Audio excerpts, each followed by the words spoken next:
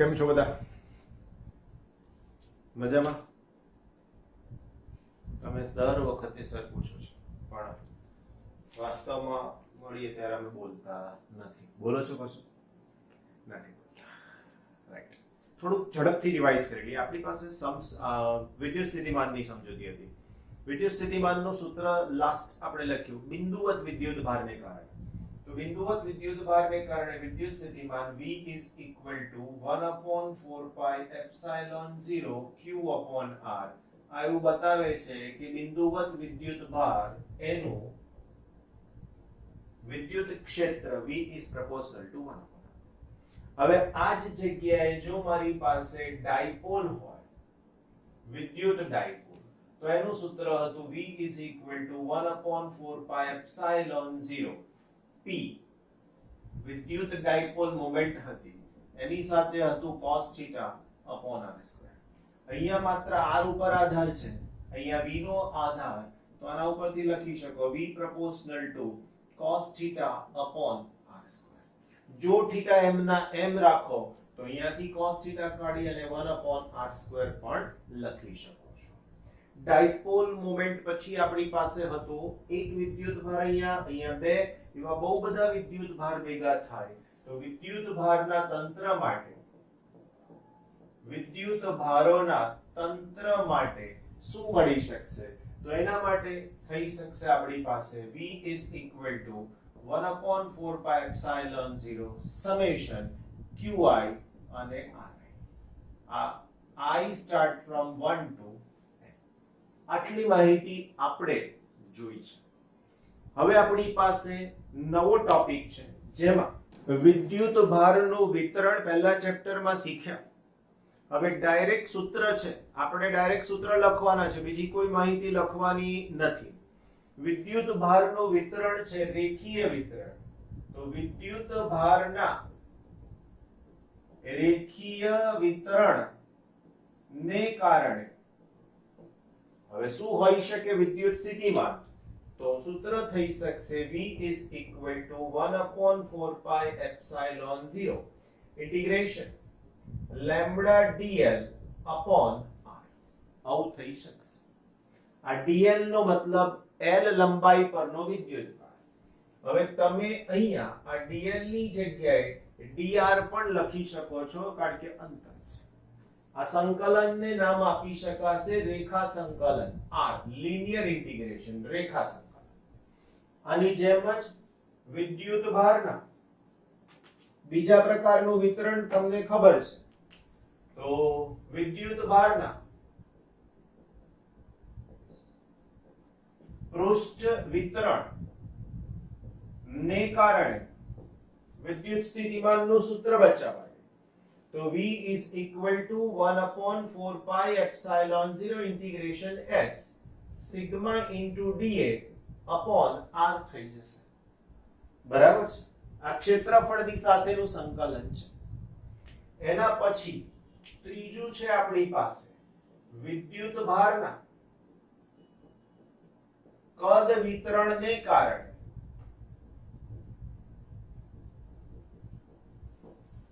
તો એનું સૂત્ર છે V is equal to 1/4 pi epsilon 0 integration volume કદ સંકલન આવશે, અને અહીંયા સૂત્ર થઈ જશે rho dot dv upon r. આ પ્રમાણેના સંકલનથી સ્થિતિમાન જે તે અંતરાલ પાસે મળી શકશે. હવેનું જે છે પ્રશ્ન એ ખાસ અગત્યનો છે. પ્રશ્ન લખું છું. કવચ પરના સતત ગોલીય કવચ, સ્પેશિયલી ગોલીય કવચ પરના સતત વિદ્યુત ભાર વિતરણને કારણે, ગોલીય કવચ પરના સતત વિદ્યુત ભાર વિતરણને કારણે. હવે પહેલા આકૃતિ સમજી લો. કવચ એટલે આ થઈ મારી પાસે કવચ, જેની ત્રિજ્યા r જેટલી છે. વિદ્યુત ભાર અહીંયા છે. આ જે વિદ્યુત ભાર છે તે Q જેટલો છે. હવે મને ત્રણ જગ્યાએ સ્થિતિમાન શોધવું છે. નંબર 1, કવચની બહારનું બિંદુ કે જે આનાથી r જેટલા અંતરે છે અને condition r is greater than r. આ બિંદુને p કહો. બીજું બિંદુ લઈશ એક્ઝેક્ટ સપાટી પરનું બિંદુ જ્યાં થઈ જશે small r is equal to capital R. ત્રીજું બિંદુ લઈશ કવચની અંદરનું બિંદુ, એને હું નામ આપીશ r is less than r. તો હવે આ ત્રણ બિંદુ પાસે મને સ્થિતિમાન શોધવું છે. આને p કહું, p ડેશ કહું, p ડબલ ડેશ. બહુ સહેલાઈથી જવાબ મળવાનો છે વિતરણને કારણે. નંબર 1, કવચની બહારના બિંદુ. હવે કવચની બહારનું બિંદુ એનો મતલબ કે r is greater than r. સામાન્ય સૂત્ર જ આવશે. હવે આની અંદર વિદ્યુત સ્થિતિમાનની વ્યાખ્યાને જો તમે સમજ્યા તો તમને બધા જ સૂત્રો સહેલા થઈ જશે. અને આ સૂત્રનો ઉપયોગ છેલ્લે થિયરી છે વાન ધ ગ્રાફ જનરેટર એમાં આવશે. શું સૂત્રમાં જરૂરિયાત છે? મેં કીધું એ પ્રમાણે વ્યાખ્યા. અનંત અંતરેથી વિદ્યુત ભારને જે અંતરે લાવવાનો છે એના માટે કરવું પડતું કાર્ય. એટલે અહીંયા લાવવો છે મારે આ સ્થાન પર. કેટલા અંતરે? r સ્થાને. કેન્દ્રથી વિદ્યુત ભાર કેટલા અંતરે છે? તો કે r. ફરીથી બોલ્યો શબ્દ કેન્દ્રથી બોલ્યો છું કારણ કે અંતર કેન્દ્રથી માપ્યું છે માટે. તો આના માટેનું સૂત્ર થઈ શકશે v is equal to 1/4 pi epsilon 0 q upon r. condition r is greater than. બીજું આપણને જે મળશે તે કવચની સપાટી પરના બિંદુ માટે જેમાં હું લખીશ small r is equal to r. તો આના માટે શું થાય? તો કે અહીંયાનું બિંદુ થયું p ડેશ. માત્ર સ્મોલ r ની જગ્યાએ મારે શું લખી દેવાનું? તો કે કેપિટલ R.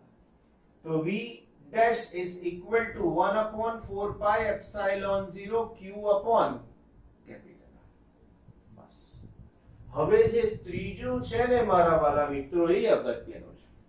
પહેલી વખતે વિદ્યુત ભાર અહીંયા સુધી લાવો છો એવું વિચારવાનું છે. બીજી વખત એ જ વિદ્યુત ભાર અનંત અંતરેથી સપાટી પર લાવો છો એટલું વિચાર્યું. અને ત્રીજામાં વિદ્યુત ભાર અહીંયાથી અંદર લઈ ગયા છીએ એવું વિચારવાનું છે. હવે પહેલા ચેપ્ટર પ્રમાણે જો વિદ્યુત ભાર સપાટી ઉપર છે તો એમાં અંદરના દરેક બિંદુએ વિદ્યુત ક્ષેત્ર શૂન્ય છે. હવે જો અંદરના દરેક બિંદુએ વિદ્યુત ક્ષેત્ર શૂન્ય હોય તો વિદ્યુત ભારને અંદર ગમે ત્યાં ફેરવવો હોય તો કાર્ય કરવું પડે નહીં. તો હવે કાર્ય ક્યાં સુધી કરવું પડ્યું? તો કે અનંત અંતરેથી અહીંયા લાવવા સુધીનું કાર્ય કર્યું. આની અંદર કોઈ જ કાર્ય કરવું પડે નહીં. પહેલી વ્યાખ્યા અનુસાર અનંત અંતરેથી જે તે બિંદુ પાસે લાવવાનું કાર્ય તમને અહીંયા સુધી કાર્ય કરવું પડ્યું કારણ વિદ્યુત ક્ષેત્ર છે. હવે આની અંદર તો 0 છે ક્ષેત્ર એટલે કોઈ કાર્ય કરવું પડશે નહીં એટલે તમે જવાબ શું લખી નાખશો? 0. પણ એ વાત ખોટી છે. અહીંયા સુધી તો કાર્ય કરવું જ પડે છે. એટલે આની અંદરના દરેક બિંદુ પાસે એ ચાહે કેન્દ્ર પર હોય, અહીંયા હોય કે સપાટીની એક્ઝેક્ટ અંદર હોય, દરેક બિંદુ પાસે સ્થિતિમાન સમાન જ રહેવાનું છે. તો ત્રીજી કન્ડિશન આપણે અહીંયા લખીએ કે કવચની અંદરના બિંદુ માટે એનો મતલબ કે હું લખીશ r is less than r. તો હવે આ સ્થિતિમાનનું સૂત્ર શું થશે? તો હું લખીશ v double dash is equal to 1/4 pi epsilon 0 q upon r. 0 નથી, q upon r એટલે આના જેટલું જ. હજુ અગત્યની બાબત, ભૂતકાળમાં પૂછાયેલો પ્રશ્ન છે કે ગોલીય કવચને કારણે મળતા વિદ્યુત સ્થિતિમાન માટે વિદ્યુત સ્થિતિમાન v વિરુદ્ધ અંતર r નો આલેખ છે. નીચેના પૈકી કયો સાચો છે? તો બહુ બાળકોને આવા આલેખ સમજવામાં તકલીફ પડે છે. સહેલામાં સહેલું બતાવો.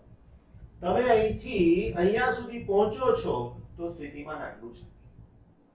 સપાટી પર પહોંચો છો તો પણ સ્થિતિમાન આટલું જ છે. સપાટીથી બહાર જાવ છો તો સ્થિતિમાન v 1/r અનુસાર ઘટતું જાય છે. બસ તમારો આલેખ એકદમ કમ્પ્લીટ થઈ ગયો. વાલાઓ જો અહીંથી આવું ક્યાં સુધી છે બચ્ચા પાર્ટી? તો કે આવું છે r is equal to r સુધી.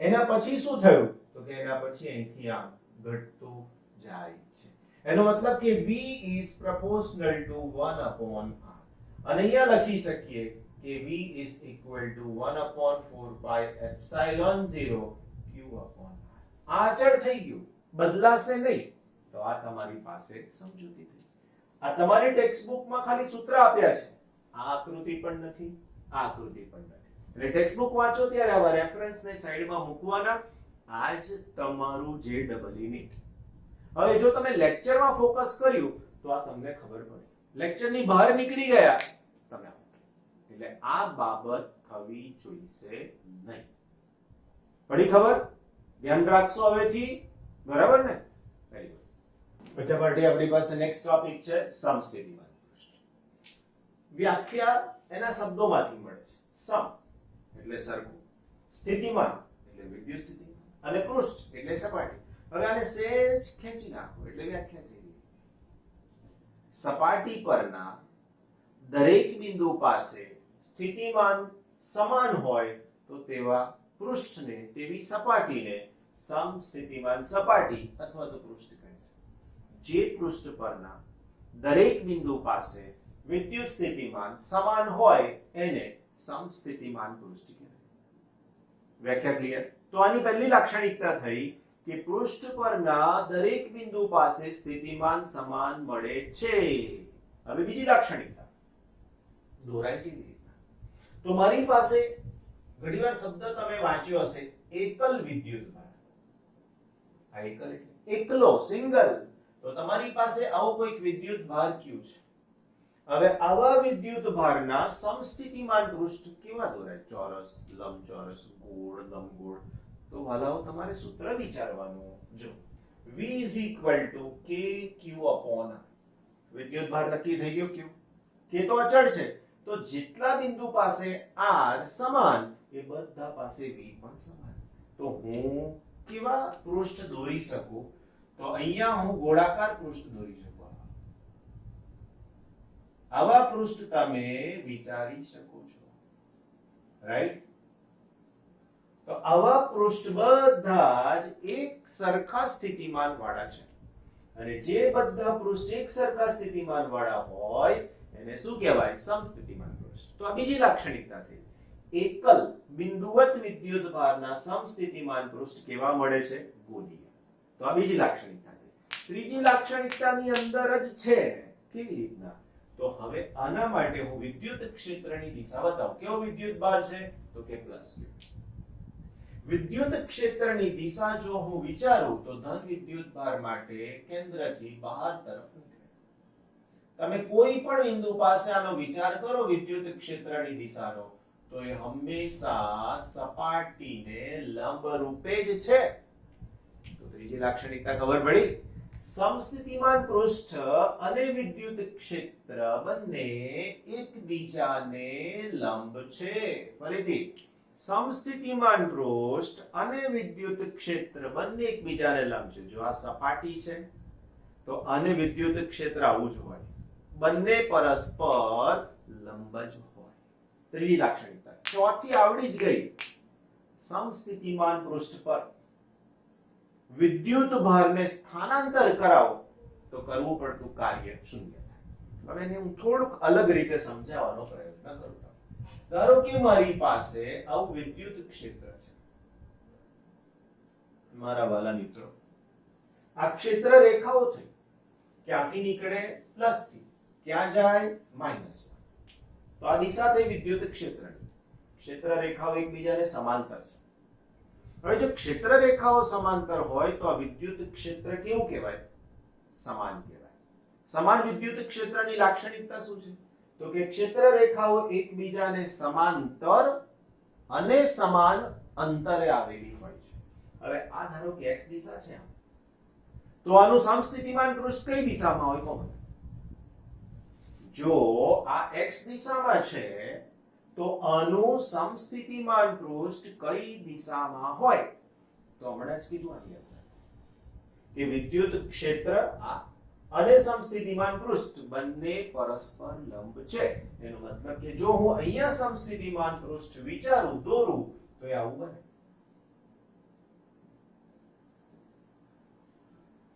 તો બધા જ સમસ્થિતિમાન પૃષ્ઠ બન્યા. જો ઉપરની દિશાને z કહું અને y કહું અથવા આને y અને z, તો આ સમસ્થિતિમાન પૃષ્ઠ કઈ દિશા સાથે સંકળાશે? x નહીં સંકળાય, રાઈટ? તો કઈ દિશા સાથે? y અને z નું સમતલ આની અંદર મળે. કીધું કે સમસ્થિતિમાન પૃષ્ઠ છે, આની વાત કરો ત્યાંની. જો વિદ્યુતભારને મારે અહીંયાથી અહીંયા લઈ જવો હોય, અહીંથી આમ, તો એના માટે કરવું પડતું કાર્ય શૂન્ય છે. વિદ્યુતભારને સમસ્થિતિમાન પૃષ્ઠ પર સ્થાનાંતર કરાવતા થતું કાર્ય 0 છે. હવે આ વસ્તુ બે રીતે સમજાવાય. પહેલું સમજાવો. W કાર્ય is equal to integration E dot dl, હા, is equal to E dl cos theta integration. આ થીટા એ E અને dl વચ્ચેનો ખૂણો છે. હવે તમને ખબર જ છે કે વિદ્યુત ક્ષેત્ર આમ છે, તો આ દિશા થઈ વિદ્યુત ક્ષેત્ર. તમારે જે સ્થાનાંતર કરાવવાનું છે મારા વાલાઓ, અહીંથી આમ છે, તો આ બે વચ્ચેનો ખૂણો કેટલો થઈ ગયો? 90. cos 90 શું થાય? 0. તો હું અહીંયા 90 કરી દઉં તો આનો જવાબ 0. બીજું, આ પૃષ્ઠને જ નામ આપ્યું છે સમસ્થિતિમાન પૃષ્ઠ.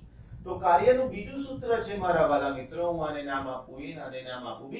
તો W is equal to VB minus VA. પણ જે સ્થિતિમાન A નું હશે એ જ B નું છે. કેમ? કારણ કે સમસ્થિતિમાન પૃષ્ઠ છે, વ્યાખ્યા જ આપી છે પહેલેથી જ કે જો સ્થિતિમાન સમાન હોય તો જ એને સમસ્થિતિમાન પૃષ્ઠ કહેવાય.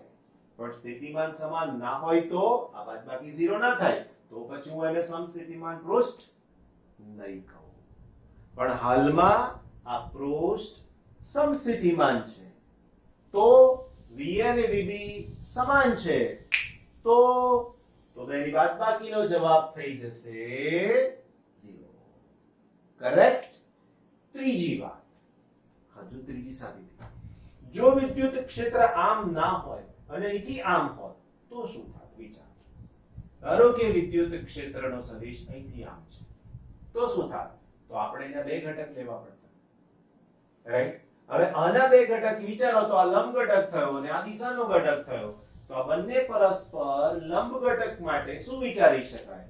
તો બંને પરસ્પર લંબ ઘટક માટે તમે એવું કહી શકો કે આ સમાંતર ઘટક હોય તો આને અહીંથી આમ લઈ જાય, પણ આવું શક્ય બનશે નહીં. એટલે વિદ્યુત ક્ષેત્ર અને સમસ્થિતિમાન પૃષ્ઠ પરસ્પર લંબ છે એવું આપણે કહી શકીએ છીએ.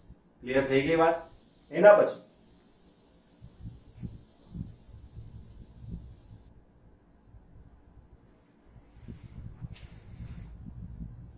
પછીની વાત, જો મારી પાસે ડાયપોલ છે, ડાયપોલ હોય એનો મતલબ તમને ખબર છે કે એક વિદ્યુત ભાર પ્લસ છે અને બીજો વિદ્યુત ભાર માઈનસ છે.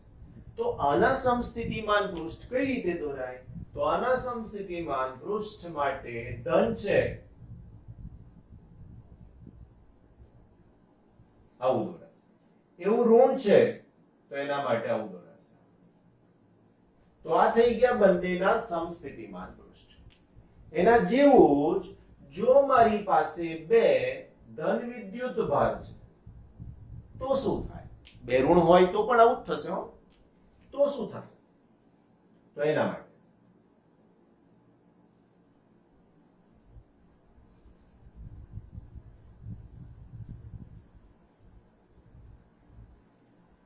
રાઈટ, આ રીતે સમસ્થિતિમાન પૃષ્ઠ મળે. હવે આવું થવાનું કારણ અને આવું થવાનું કારણ શું? બહુ સિમ્પલ છે, સમજાઈ દઉં. આ ધન છે તો ધન અને ધનની સાથે સરવાળો થશે. ધન અને ઋણ છે, એકબીજાની વિરુદ્ધ દિશામાં જવાના, એટલે બંનેના સમસ્થિતિમાન પૃષ્ઠ જુદા જુદા બની શકે છે. છેલ્લી વાત, સમસ્થિતિમાન પૃષ્ઠ વિદ્યુત ભારની નજીક ગીચોગીચ છે, નજીક છે. જેમ જેમ દૂર જાવ તેમ એ સમસ્થિતિમાન પૃષ્ઠ છૂટા પડે છે. તો એનો મતલબ કે સમસ્થિતિમાન પૃષ્ઠની ગીચતા એ વિદ્યુત ક્ષેત્રની પ્રબળતા દર્શાવે છે. સમસ્થિતિમાન પૃષ્ઠ છૂટા હોય તો એનો મતલબ કે એ ત્યાં આગળ વિદ્યુત ક્ષેત્રની ઓછી પ્રબળતા દર્શાવે છે. તો આ બાબત આની સાથે આપણે જોડી શકીએ છીએ. તો આવી લાક્ષણિકતાઓ તમને પૂછે કે સમસ્થિતિમાન પૃષ્ઠની લાક્ષણિકતાઓ લખો. 5 થી 6 લાક્ષણિકતાઓ છે. પહેલી એની વ્યાખ્યા, બીજી આ આકારની સાથે, ત્રીજું લંબ હોય એની સાથે, ચોથું એનું કાર્ય શૂન્ય થાય એની સાથે, બે ધન અને ઋણ એટલે ડાયપોલ માટે, એના પછી બે ધન હોય કે બે ઋણ હોય એના માટે, નજીક નજીક હોય તો પ્રબળતા વધારે છે વિદ્યુત સમસ્થિતિમાન પૃષ્ઠ, જો દૂર હોય તો એની પ્રબળતા ઓછી છે, એટલે વિદ્યુત ક્ષેત્રની માહિતી આપે છે એવું આપણે કહી શકીએ છીએ. 2 માર્ક્સનો અગત્યનો પ્રશ્ન છે. ઓકે, એના પછીનો આપણા સમજૂતીનો નવો ટોપિક છે 2.6.1 ક્ષેત્ર અને સ્થિતિમાન વચ્ચેનો સંબંધ. અગત્યનો છે. આના ઉપરથી JEE માં પણ એકાદ બે વખત પ્રશ્નો પૂછાયેલા છે. શું છે? તો આ આકૃતિનું વર્ણન, એના 3-4 વાક્યો આવશે. આકૃતિમાં બે સમસ્થિતિમાન પૃષ્ઠ અનુક્રમે A અને B છે.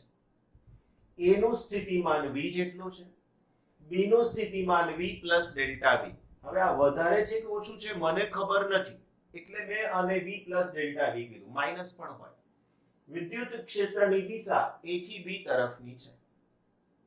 હવે એકમ ધન વિદ્યુત ભારને B થી A સમતલ પર લાવવો છે. એકમ ધન વિદ્યુત ભારને B થી A સમતલ પર લાવવો છે. આ માટે કરવું પડતું કાર્ય, તો વિદ્યુત ભાર કેટલો કીધો? તો કીધો એકમ ધન વિદ્યુત ભારને B થી A પર લાવવા માટે કાર્ય. હવે આ કાર્ય બે રીતે થાય, તો કાર્ય W સૂત્ર લખું તો E ડોટ ડેલ્ટા.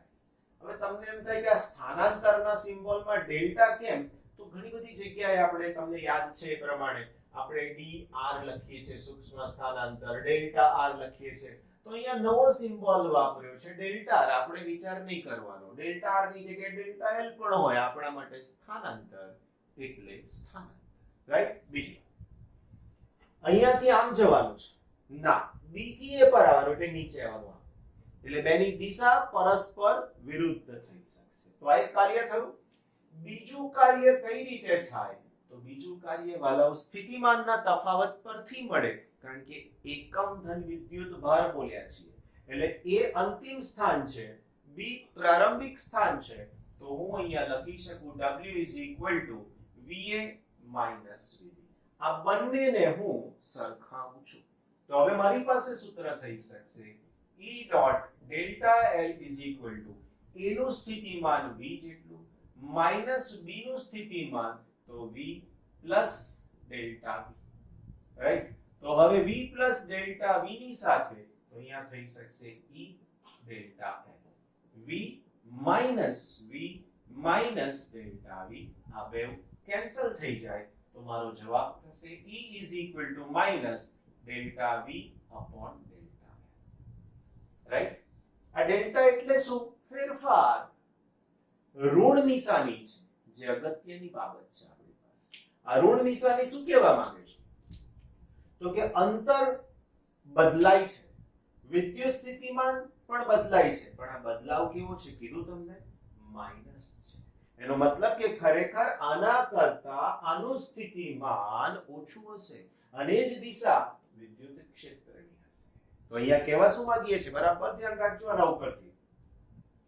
કોઈ પણ બિંદુ પાસે વિદ્યુત ક્ષેત્રની દિશા એટલે એકમ અંતર દીઠ વિદ્યુત સ્થિતિમાનનો ફેરફાર પણ કેવો? ઘટાડાનો દર મેક્સિમમ હોય. માઈનસ નિશાનીનો શબ્દ આવી ગયો. ઘટાડાનો દર મેક્સિમમ હોય એ દિશા વિદ્યુત ક્ષેત્રની થાય.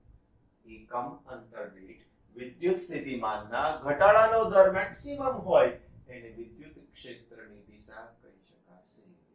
સમજાય છે વાત? કોઈને પણ તકલીફ હોય તો આની સાથે તમે એને મેચ કરો એટલે તરત જ યાદ રહી જશે. વાલાઓ તમને આ સૂત્ર વિકલનના સંદર્ભમાં જરૂર પડશે આપણને, તો આપણે તે વખતે E del V by del L આવું લખીશું. આને પણ ડેલ્ટા વાંચીએ છીએ અને ડેલ એવું વાંચીએ છીએ. આ વિકલન જ છે, પણ આ વિકલન કેવું છે? તો કે પાર્શિયલ. પાર્શિયલ નું ગુજરાતી થાય આંશિક વિકલન. પાર્શિયલ નું ગુજરાતી થાય આંશિક વિકલન. જો એક નાનું સરખું એક્ઝામ્પલ આપું, મારી પાસે v = 2x²y + z² આવું છે અને મને કીધું છે કે વિદ્યુત ક્ષેત્ર શોધો. તો હું કેવી રીતે શોધીશ? તો વિદ્યુત ક્ષેત્ર સદિશ રાશિ છે Ex. તો Ex નું સૂત્ર હું આના ઉપરથી બનાવું તો -∂v/∂x થાય. હવે આમાં જે પદમાં x હોય એનું જ વિકલન કરવાનું. x સિવાયના પદનું વિકલન 0. હવે અહીંયા 2 છે, x² છે તો માઈનસ આગળ આ અહીંયા આવી જાય તો 4x અને એની સાથે y. જવાબ થઈ ગયો. એવી જ રીતે ey નો આન્સર શું થશે? તો કે y નું y ની સાપેક્ષે વિકલન 1 તો -∂v/∂y તો આનો આન્સર થઈ શકશે -2x². Ez નો આન્સર શું થશે? તો કે આ 0 થઈ જશે. z² માં -∂v/∂z તો z² નું વિકલન થઈ જશે 2z અને આગળ માઈનસ. તો આવું વિદ્યુત ક્ષેત્ર જો હું લખું અને સદિશ બનાવું તો ત્રણેયમાં માઈનસ છે તો -12 લઈ લઈએ આપણે અને એના પછી 4xy x દિશા થઈ i કરે, 2x² y દિશા થઈ j કરે અને 2z k કરે. આવી રીતે તમને પ્રશ્ન પૂછાય છે અને આવા પ્રશ્નો ભૂતકાળની અંદર JEE માં 4 માર્ક્સમાં પૂછાઈ ગયા. હવે આવું આપેલું હોય એકદમ ક્લેવર તમારા જેવા બધા વિદ્યાર્થીઓ હોય હોશિયાર તો હવે આ સ્ટેપ લખવાનું જ ના હોય, સીધું અહીંથી અહીંયા જ કૂદકો મારવાનો અને આમાં કોઈ કિંમત આપી હોય મૂકી દેવાની, આન્સર થઈ ગયો. રાઈટ? તો આવા સૂત્રો બહુ બધા ઉપયોગી છે. બીજી એક ખાનગી વાત તમારી, આ સંબંધ તમારી પાસે પહેલી જ થિયરી છે એનાથી જ આ સંબંધ છે. જુઓ કયો છે? તો આવો છે, વિદ્યુત સ્થિતિમાન v = -ઇન્ટિગ્રેશન E.dr. જોઈ લો, આ સંબંધ તમે પહેલેથી જ શીખ્યા છો. આ સંકલન છે. તમને એવી ખબર છે કે સંકલન અને વિકલન વિરુદ્ધ પ્રક્રિયાઓ છે. તો જુઓ હું આનું વિકલન કરીશ એટલે આ સંકલન નીકળી ગયું. હવે આ સંકલન નીકળી ગયું તો dr ને છેદમાં લઈ આવો, માઈનસ નિશાની આ બાજુ લઈ આવો, આ થઈ ગયું. ફરીથી એકવાર આ સંકલન મારે કાઢી નાખવું છે તો મારે ડાબી બાજુ વિકલન કરવું પડે તો ∂v અને હું ∇ લખી દઉં, બસ ∇ l જ કરી દઈએ એટલે કોઈ પ્રશ્ન નહીં. ∂v તો આ સંકલન નીકળી ગયું તો -E.∇l. રાઈટ? હવે સદિશ નિશાની પણ કાઢી નાખીએ, ઋણ મૂકેલું છે તો ∂v/∂l માઈનસ નિશાની તો એનો જવાબ શું થઈ જશે? E. That's it. પૂરું થઈ ગયું. જો એટલે બંને એક જ છે, રજૂઆત ની રીત અલગ છે. આ સંકલન બતાવે છે, આ વિકલન. સંકલન કોનો જવાબ આપે? v નો. વિકલન કોનો જવાબ આપે? e. ઉદાહરણ નંબર 2.3 પેજ નંબર 59 પર છે. શું કહે છે પ્રશ્નમાં? તો કે આકૃતિઓ 2.8a અને b અનુક્રમે ધન અને ઋણ વિદ્યુત ભારોની ક્ષેત્ર રેખાઓ દર્શાવે જે અહીંયા બતાવ્યું છે. થિયોરેટિકલ પ્રશ્નના જવાબ આપવાના છે આપણે, તો એ પ્રમાણે સમજીએ. પહેલો પ્રશ્ન છે, સ્થિતિમાન તફાવત Vp - Vq અને Vb - Va ના ચિહ્ન જણાવવાના કીધા છે. હવે હમણાં જ થિયરીમાં શીખ્યા તમે કે જે દિશામાં વિદ્યુત ક્ષેત્ર હોય એ દિશામાં વિદ્યુત સ્થિતિમાન ઘટતું જાય. એટલે તમે અહીંથી આમ જેમ દૂર જાઓ એમ સ્થિતિમાન ઓછું થાય, જેમ નજીક આવો આમાં કે આમાં સ્થિતિમાન વધતું જાય. આ વાત બહુ ક્લિયર છે, બરાબર? ખ્યાલ આવી ગયો? શું કીધું કે જેમ દૂર જાવ એમ સ્થિતિમાન ઘટે, જેમ નજીક આવો તેમ સ્થિતિમાન વધતું જશે. હવે પહેલા પ્રશ્નમાં Vp - Vq, હવે એનો મતલબ કે મારી પાસે પહેલા પ્રશ્નના જવાબ માટે રીઝન શું છે? તો કે v નું સૂત્ર 1/4πε0 q/r. બરાબર? તો આના ઉપરથી હું કહી શકું કે v is proportional to 1/r. જેનું અંતર ઓછું એનું સ્થિતિમાન વધારે. હવે જવાબમાં શું કીધું છે? v is proportional to 1/r હોવાથી Vp greater than Vq, કારણ p બિંદુ નજીક છે ને q બિંદુ દૂર છે. આમ Vp - Vq ધન છે. વળી Vb - Va તો Vb - Va તો આની અંદર વીબી વીએ કરતા ઓછું છે, આમ વીબી ગ્રેટર ધેન વીએ, તો વીબી માઇનસ વીએ ધન છે. હવે આનું સ્પેસિફિક કારણ શું? તો કે આ ઋણ છે. હવે ઋણ વિદ્યુત ભાર માટે તમને એવી ખબર છે કે અંતર ઓછું હશે, તો ઋણ વિદ્યુત ભારમાં આગળ મારે શું કરવું પડશે? તો કે v is equal to 1/4 pi epsilon 0 q upon r માં આગળ માઈનસ થશે. આનું અંતર ઓછું છે તો આ v વધારે હશે, પણ કેવા? ઋણ વધારે હશે. ત્યારે આ ઋણ ઓછા હશે, -5 અને -15. તો એમાં મોટું કોણ? તો એ તમારે નક્કી કરવાનું થાય. બરાબર? એટલે તમને ખબર પડવી જોઈએ કે ઋણ સંખ્યા માટે જે સંખ્યા વધારે ને ઓછી છે એમાં નાની અને મોટી સંખ્યા પ્રમાણે તમને સમજૂતી મળેલી છે એ વાત. તો અહીંયા ફરીથી VB is greater than VA, એનો મતલબ કે આ વધારે છે આના કરતા. કેમ? તો કે આ ઓછું ઋણ, વધારે ઋણ, એના સંદર્ભની વાત આની સાથે થાય છે માટે. નેક્સ્ટ બીજું, આ પહેલા પ્રશ્નનો જવાબ હતો. તમારે બુક પ્રમાણે અથવા મારો જે રેફરન્સ આવે છે એ પ્રમાણે તમારે જવાબ લખવાનો રહેશે. રાઈટ? ઓકે. બી, એક નાના ઋણ વિદ્યુત ભાર Q, ભારની Q અને P તથા A અને B બિંદુઓ વચ્ચેની સ્થિતિ ઊર્જાના તફાવતના ચિહ્ન જણાવો. Q અને P ની વચ્ચે, સાથે સાથે કીધું છે A અને B ની વચ્ચેના વિદ્યુત સ્થિતિ ઊર્જાના ચિહ્ન જણાવવાનું કીધું છે. જો જવાબ, નાનો ઋણ વિદ્યુત ભાર ધન તરફ આકર્ષાય છે. ઋણ વિદ્યુત ભાર ઊંચી સ્થિતિ ઊર્જાથી નીચી સ્થિતિ ઊર્જા તરફ ગતિ કરે છે. કેમ? તો કે તમે ક્યાંથી ક્યાં લઈ જવાની વાત કરો છો? તો કે Q થી P તરફ. ઓકે. ઋણ વિદ્યુત ભાર ઊંચી સ્થિતિ ઊર્જાથી નીચી સ્થિતિ ઊર્જા તરફ ગતિ કરે છે. તેથી Q અને P વચ્ચે સ્થિતિ ઊર્જાના તફાવતની નિશાની ધન હશે. P નજીકનો બિંદુ છે. હવે સ્થિતિ ઊર્જાનું સૂત્ર શું થાય વાલાઓ? તો સ્થિતિ ઊર્જા બરાબર U બરાબર Q into V. હવે આ Q ના લખવો હોય તો હું Q ડેશ કહી દઉં. Q ડેશ નાનો વિદ્યુત ભાર અને V. હવે અહીંયાથી તમે અહીંયા લાવવાના છો. આનું સ્થિતિમાન ઊંચું છે, આનું સ્થિતિમાન નીચું છે. તો અહીંથી આમ આવે છે તો અંતિમ ઊર્જા કેવી હશે? વધારે હશે. કોના કરતા? પ્રારંભિક કરતા, કારણ કે સ્થિતિમાન ઊંચું છે. Q અને P વચ્ચે ઊર્જાના તફાવતની નિશાની ધન છે. અંતિમ ઓછા પ્રારંભિક. આવી જ રીતે સ્થિતિ ઊર્જા A ગ્રેટર ધેન સ્થિતિ ઊર્જા B.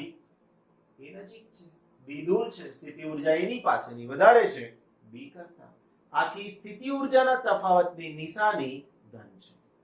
જો ઉલટાઈ ગયું હોત તો એનો મતલબ કે વિદ્યુત ભારને P થી Q પર લઈ ગયા હોત અને અહીંથી A થી B પર લઈ ગયા હોત તો એ નિશાની ધનની જગ્યાએ ઋણ થઈ જાય. હાલમાં ક્યાંથી ક્યાં લાવો છો? Q થી P અને B થી A. તો આ સ્થિતિમાં અંતિમ ઓછા પ્રારંભિક કરો તો એ ધન મળે છે. સી, ત્રીજી વાત શું છે બચ્ચા પાર્ટી? આ સી ની અંદર, તો સી માં એવું છે, એક નાના ધન વિદ્યુત ભારને Q થી P પર લઈ જવામાં બાહ્ય પરિબળને, ક્વેશ્ચન છે એક નાના ઋણ વિદ્યુત ભારને સી લેવાનું ને આપણે. એક નાના ધન વિદ્યુત ભારને Q થી P લઈ જવામાં ક્ષેત્ર વડે થતા કાર્યનું ચિહ્ન જણાવો. ક્યાંથી ક્યાં લઈ જવો છે? Q થી P ઉપર લઈ જવો છે. અગેન કેવો વિદ્યુત ભાર? નાનો વિદ્યુત ભાર. તો જવાબ, એક નાના ધન વિદ્યુત ભારને Q થી P લઈ જવામાં બાહ્ય પરિબળને વિદ્યુત ક્ષેત્રની વિરુદ્ધમાં કાર્ય કરવું પડે છે. તેથી કાર્ય ઋણ થશે. વિદ્યુત ક્ષેત્ર આમ છે. તમે કયા વિદ્યુત ભારને લાવો છો? જલ્દી પ્લસ ને.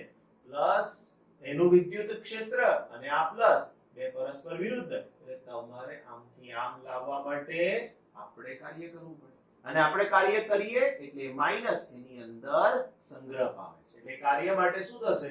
માઈનસ થશે. ડી માં પણ આવો જ પ્રશ્ન છે.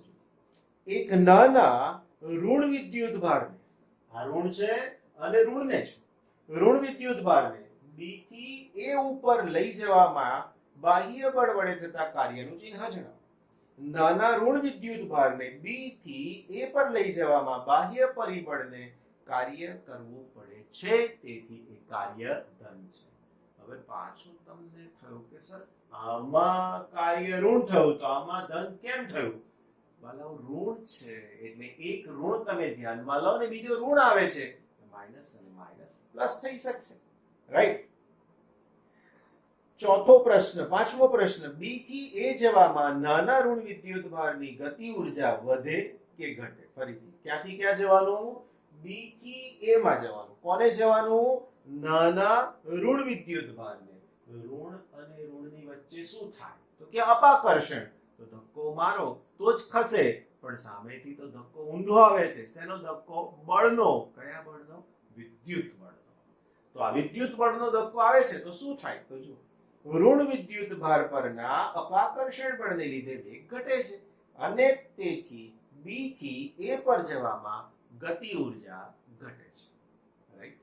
તમારે આ બધી વસ્તુઓ એક પછી એક ક્રમમાં લખવાની. આ લખવા માટે તમારે આની સાથે એને મેચ કરવાનું, તો ગોખવું પડશે નહીં. જો મેચ ના થયું તો તરત જ ત્યાં ક્રેનિંગ આવશે, ગોખાયેલા દાખલા ભૂલી જવાય. એમસીક્યુ ક્યાં છે મારા વાલાઓ? તો આ એમસીક્યુ જ છે. જેણે આ બધા થિયોરેટિકલ પ્રશ્નો તૈયાર કરી નાખ્યા એને ક્યાંય કોઈ જગ્યાએ એમસીક્યુ માં પણ તકલીફ નહીં જ પડે. એટલું મારી બાબતનું ધ્યાન રાખજો. Okay, very good.